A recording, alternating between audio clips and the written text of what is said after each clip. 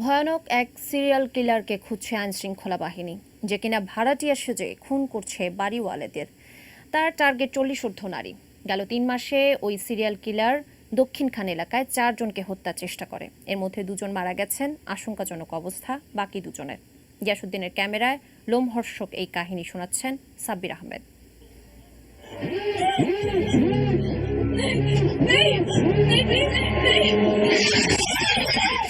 সিনেমার দৃশ্যে প্রায় দেখা মেলে সিরিয়াল কিলারদের। বলিউডের এক ছবিতে দেখা যায় স্ত্রীর অবহেলা পেয়ে এক সিরিয়াল কিলার একে একে নারীদের খুন করছে।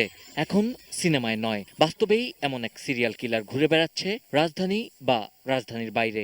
রাজধানীর দক্ষিণখানে ভাড়াটিয়া সেজে বাসায় এসে বাসা ভাড়া নেওয়ার কথা বলে মাঝবয়সী এক যুবক হত্যা করছেন তার চাইতেও বেশি বয়সী নারীদের। কি সেই রহস্য? এ নিয়ে এখনো ধোঁয়াশার মধ্যে আইনশৃঙ্খলা বাহিনী। খোঁজ নিয়ে জানা যায়, ব্যাগ কাঁধে ঘুরে বেড়ানো এক ব্যক্তি ভাড়াটে সেজে যাচ্ছেন বিভিন্ন বাসায়, আর সুযোগ পেলেই হামলা করছে নারীদের ওপর। হামলার পর নারীদের সঙ্গে থাকা স্বর্ণ গহনাও খুলে নিয়ে যাচ্ছে। সিসিটিভি ফুটেজ বিশ্লেষণ ও ঘটনার প্রত্যক্ষদর্শীদের সঙ্গে যোগাযোগ করে সন্দেহভাজন এক খুনির ছবি উদ্ধার করেছে র্যাব। 25 জুলাই দক্ষিণখানের আশকোনা মেডিকেল রোডে মাহিরা বেগম নামে এক গৃহবধূকে কুপিয়ে জখম করে হত্যার চেষ্টা করে ওই যুবক। হ্যাঁ, একজন একটা লাল ব্যাগের মধ্যে ঠিক এত বড়, মনে করেন যে না হলে 5 কেজি ওজন হইব, চাপাটিটা উড়া দা কুবাইছে। কুবাইয়া ব্যাগটা মারিত করে রয়েছে, চাপাটিটা টিভির টলে আসছিল, এখানে রাইখা চলে গেছে।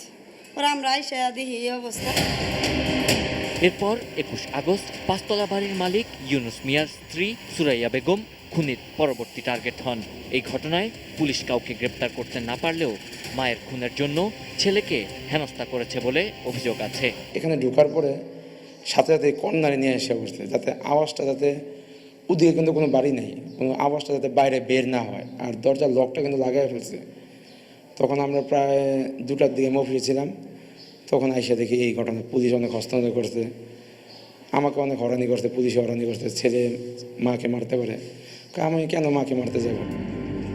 31 আগস্ট এর পরের টার্গেট মুন্সি মার্কেটের প্রকৌশলী কাউসার আহমেদের স্ত্রী জেবুন্নেসা। তাকেও দিনে দুপুরে বাসা দেখার নাম করে কুপিয়ে জখম করে সন্দেহভাজন ওই যুবক। কলিং বেল টিকার পরে ওই কাজের মহিলাটা খুলছে, তারপরে তোমার আন্টি ওর সঙ্গে শেষ।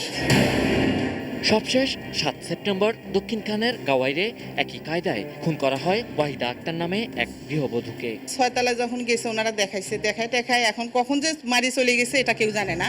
র্যাবের দাবি, সিসিটিভি ক্যামেরায় সন্দেহভাজন ওই ব্যক্তি দক্ষিণখান এলাকায় ঘটে যাওয়া এসব অপরাধের সঙ্গে জড়িত।